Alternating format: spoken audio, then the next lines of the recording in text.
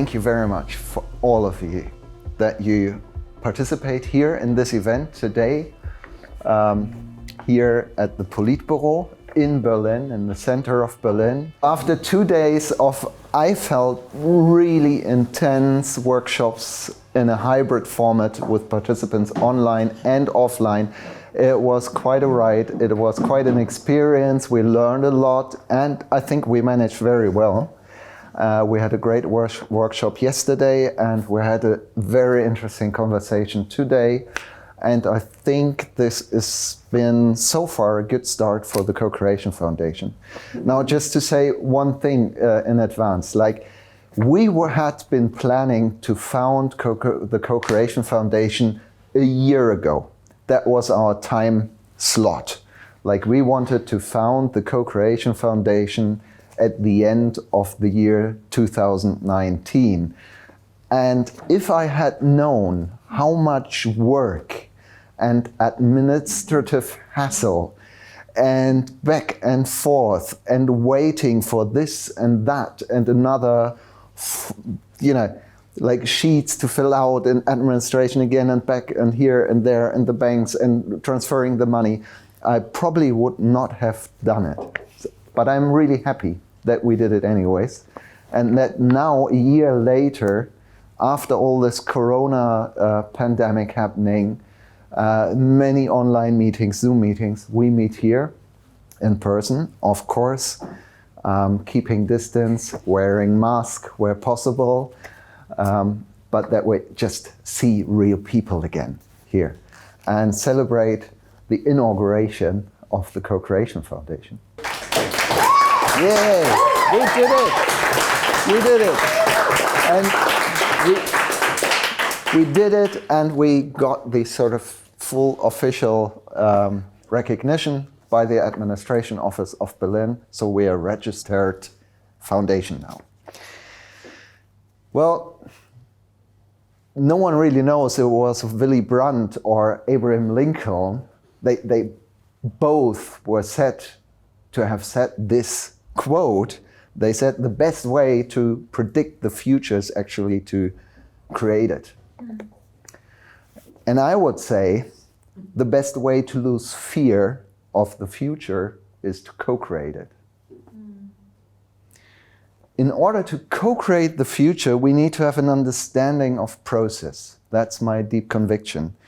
And of patterns of process and of scale of process. And we used to talk a lot about climate change as if it is something we can work on in the same time or time frame as if we would, for example, change the organization of an institution, or as if we would develop a product in a matter of years or maybe a decade. Even if the process of climate change might follow the same pattern as other processes, the scale is fundamentally different, shifting the course of global civilization dramatically. And this is what I think global climate change is about, takes time. And many humans on the Earth have not even started with addressing climate change because they're still in some different process, in the process of getting a decent, healthy, safe, and free life. On the other hand, from the perspective of the evolution of our global civilization, what we experience now is gaining immense momentum, moving towards climax, crisis, and most certainly, deep transformation. This is something which has been built up not over the last decades and years, getting faster every day. And it gained momentum as we understood more and more our codependency and co-evolution with the Earth as a whole. For example, I have been growing up with a frightening scenario, and we talked about, of the future. I've been growing up with the image of the exponential growth curve. That was the fundamental image while I grew up. Like everything is growing exponentially. The notion that we push almost every resource of the Earth to its limits and far beyond The notion that this exponential growth would never stop was the basso continuo to my late childhood, early youth, and early adulthood. I started reading Der kleine Tierfreund. That is a sort of magazine for children. It was a magazine for children about nature and conservationism. And later I moved on to reading the Greenpeace magazine. And wherever I looked, the exponential growth curve was with me. I knew as sure as anything the Earth and her resources are limited, and humanity's hunger for those resources was insatiable. For eons, the Earth had been our hunting ground, an endless space of natural abundance for us to devour. Plato was probably the first to reason that the Earth must be a ball and therefore limited. Columbus wanted to prove exactly that in 1492. Today, we know for sure that the Earth is a ball in space, and at the moment, we cannot escape from it. And we probably don't want to. The first image of the Earth was taken from space on the 24th of October, 1946. Rocket scientists, American rocket scientists, had confiscated German V-2 rockets, and they put the warheads out of it and put scientific instruments in it, and they shot them up in the atmosphere and above to take the first pictures of the Earth from above. I think that's quite extraordinary to think about it, that these were actually machines of war suddenly used for scientific purposes, giving us a first glimpse on us and the Earth from above. This picture, if you look at it in the internet, you can look it up, it's just a small blurry black and white section of the Earth, not the whole Earth. But still, those who saw it at that time felt that something new was emerging, that humanity was beginning to enter a new phase, the space age, the age of Sputnik and Apollo. After 2 world wars and after the detonation of the first nuclear bombs, the idea that we are rather a dis-ease than a blessing for the Earth was not far-fetched. The hope that by reason, modernity, technology, we could somehow prove this image to be wrong was tempting. So in the aftermath of Second World War, 2 ideologies took on the battle to prove to be able to build better societies. Individual freedom was the creed on the one hand side, and collective solidarity on the other side. Both sides promised a utopian future, and both in a way failed. Failed us, failed society in proving that way. Just think about it. 2 years after this picture was taken in 1948, I don't know about it. My father's here. 1948, where was my grandfather, your father? Was he a prisoner of war or did he just came back from war? Und dein Vater, war der Kriegsgefangener 1948? So he was a prisoner of war, and I think the father of my mother was at that time too. The grandmothers waiting for them. So 1948 warst du auch noch nicht geboren. Nein? Genau. Yeah. So it's not that far away, 1948. But scientific progress was moving at ever faster pace already. 1960, that's 12 years later, pictures of the Earth were taken from the first meteorological satellite. With these images, a new era of meteorology was suddenly possible. With this, it became possible to observe weather patterns of the planet from above that hadn't been possible before, 1960. Weather patterns to see, and that was weather, not climate, weather pattern from above in 1960. So Together with the advancement of the first computer, it was suddenly possible to work on complex models of weather and climate later on, 60 years ago, in the middle of the Cold War. 2 years later, Rachel Carson published a book in the United States. It was called Silent Spring. And it was about the use of pesticides in agriculture, which killed all the songbirds. This book sparked a new environmental awareness. While we started to see our planet from above as the finite space it was, we also started to notice that we were destroying the fundaments of our survival and that of the rest of creation possibly too. And now we had the means also to scientifically understand what was happening. But only in 1970 it was really possible to follow large weather patterns and climate models on a daily basis by satellite images. It became clear those weather patterns and climate patterns were global events and they did not care for national boundaries or political ideologies. And soon, first color pictures of the Earth were shot. But it took again some time until 1972 that by the Apollo mission, the last one, the most important picture of the Earth was taken for the first time, a whole picture of the whole Earth in color. And it was called the blue marble picture, like a marble, a blue marble, seen from space. It became the iconographic image of the whole environmental movement, and since then was depicted on many publications.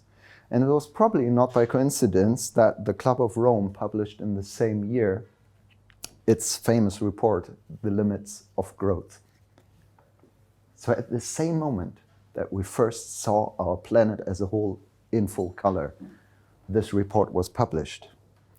There was no denying the fact at that time that our ways of life, the consumerist capitalist Western lifestyle, as well as the exploitative communist lifestyle, were both failing us massively in saving our global community of man and nature.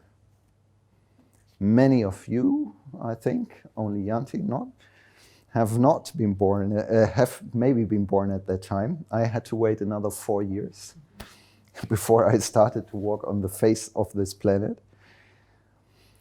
And in 1985, we found out about the ozone hole.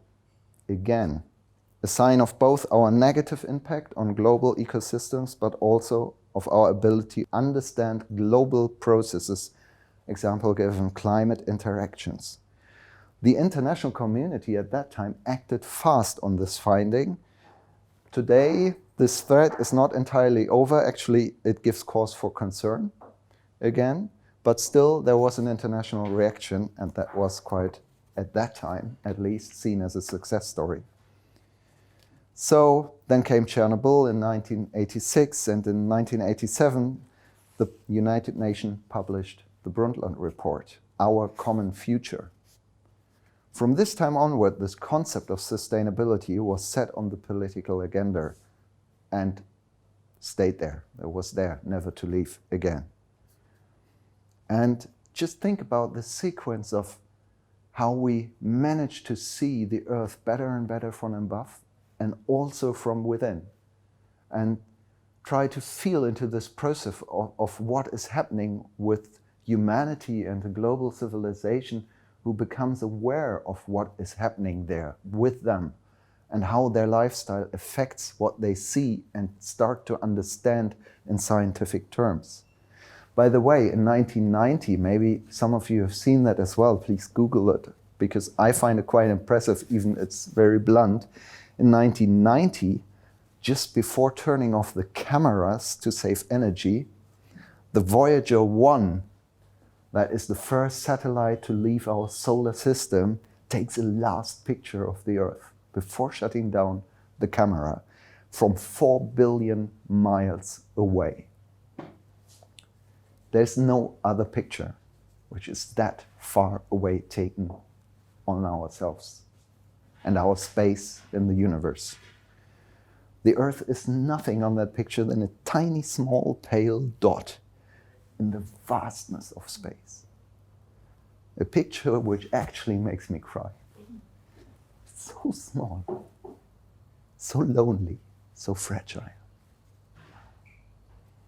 In 1995, Paul Cruzen was awarded the Nobel Prize for Chemistry for understanding the ozone layer. That was when I graduated from school.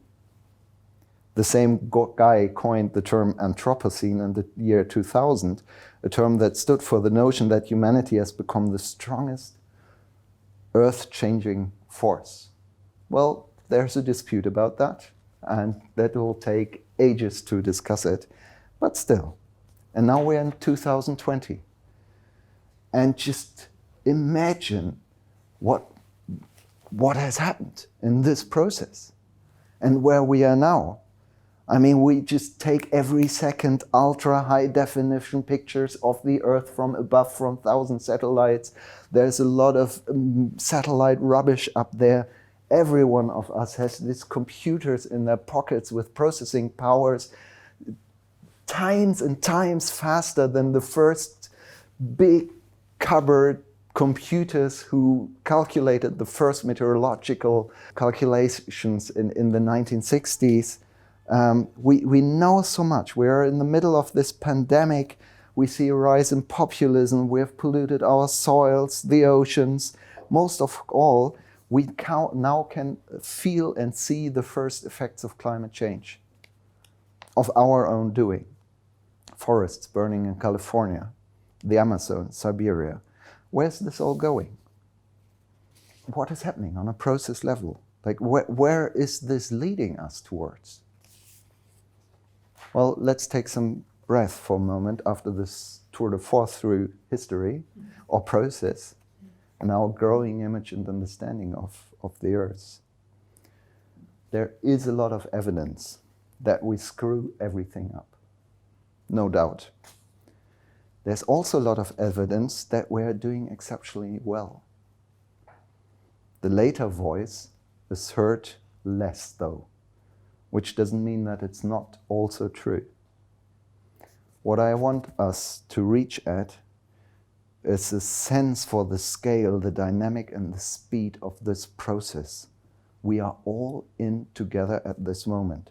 Just ponder for a moment how your life has changed over these last decades and what you have seen emerging and what still might emerge. I would like to invite to appreciate the incredible speed on an intergenerational level of development, for the worse or the better. There's no doubt that we've made immense progress in the last 100 years in overcoming ills we defined 100 years ago. Think about hunger, illness, poverty, mobility, education, and most of all, peace. I know the world is not at peace, but on an international global level, as well as on a level in most areas of the world has never been more peaceful than today. It was always more brutal, more war, more cruelty. We tend to forget these achievements we've already accomplished as a global community. So the process we talk about is maybe 80 years old. If you want to go back to the early beginnings of industrialization with the invention of steam engine, 1769 by James Watt, we're talking 250 years. What is 250 years on a global dimension? Can you even start to imagine what the world will look like in 20, 40, 60 or 100 years? Or 250 years from now? Today we meet here at the former Politburo, the offices at the first Central Committee of the German Democratic Republic. For ironic reasons, I want to point out. Yeah, for ironic reasons, and for reasons of making a statement in our own narrative of our foundation. We know about the need to make sense of history and process in order to co-create the future. We know that we have to create meaning, new ideas, and new ways to look at our world, our planet, the Earth, and understand what is happening down there. What is happening on this small, tiny dot in space? We meet here because at the Co-Creation Foundation, we also know of the deep codes of political ideologies and what they can do to societies and individuals for the better and the worse. We also know, and we've discussed it in the last 2 days, that it is extremely hard to face and change these codes. And we really try to understand how to do that in a good way, so to provide for a better future. Still, we know that we have to face them nonetheless, these codes, and that we have to create new narratives and meaning.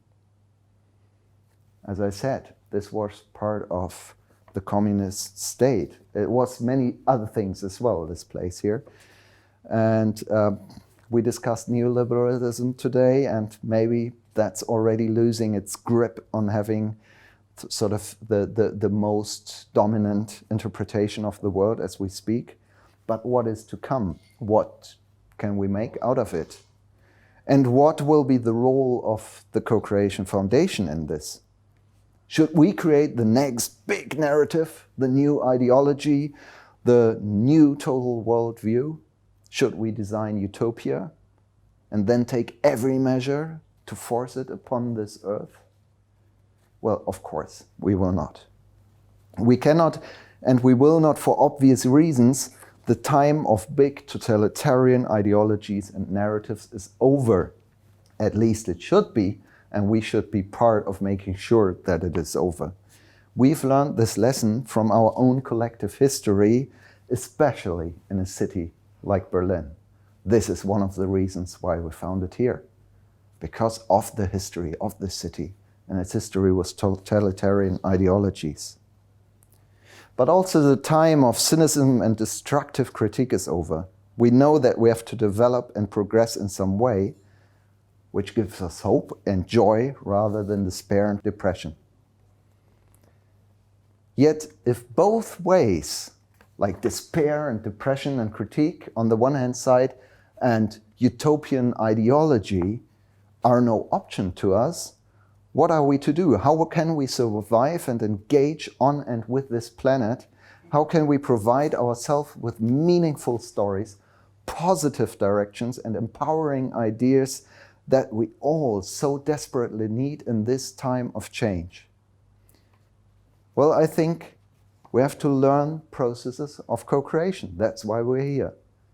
Where meaning, direction, and a new kind of utopia, a more moving, flexible, agile, generative utopia is always in the making, always negotiable, and always a way of expressing our best ideas and innovations. It is about engaging in our processes, personal process, transpersonal process, and global process, and moving forward with them. And it is about facing our fears and providing support for each other while we are doing it. Fear is the feeling of moving into the unknown. Fear is what takes hold of us when we stand in front of a new challenge we have to face and we cannot avoid. Fear is feeling that befalls us when we shy away from unfolding our potential. The truth is, I believe, we cannot know how all of this will end. But we're 7.8 billion consciousness processors on this earth. And we can start facing the challenges, and we can start co-creating the future we want to live. This is what co-creation is about, after all, at least in my understanding.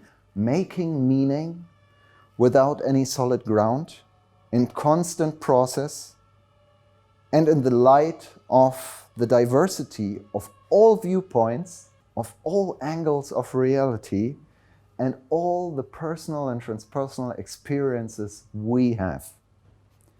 Co-creating this future is the only way that a participatory, I believe, sustainable, generative future is likely to emerge, and we will not be able to predict it, but when we can be open and curious about it.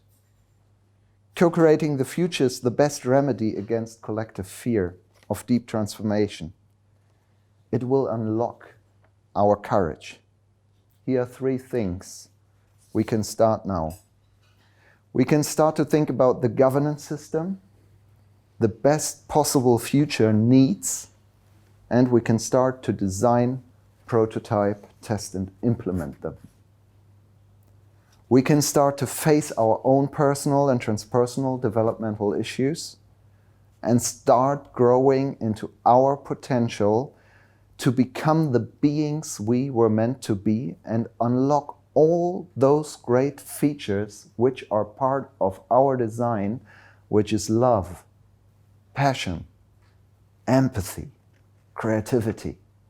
That is the energy from which the future can emerge, I believe. And we can start to engage in humble, joyful, open process of co-creation. Not without conflict, not without crisis, but still good-spirited, with our human and I think that is impossible, non-human kin as a global democratic ecosociety.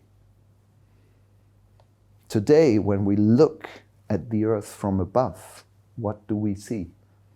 What do you see? A cold planet, inhabited by strange creatures changing the face of the Earth? Well, I want to share with you what I see, and maybe you can share with me what you see. I see an organism, Gaia, maybe, a symbiotic being comprised out of a myriad of interacting entities, participators, streams of energy, information, rhythms, and processes, a breathing and pulsing being constantly developing and transforming. A goddess? Yes. A cyborg? For sure. A supreme complex being? The most beautiful experiment and wonder in the vastness of the universe we know? And the best part is, we are already an integral part of that being. You, me, we, us.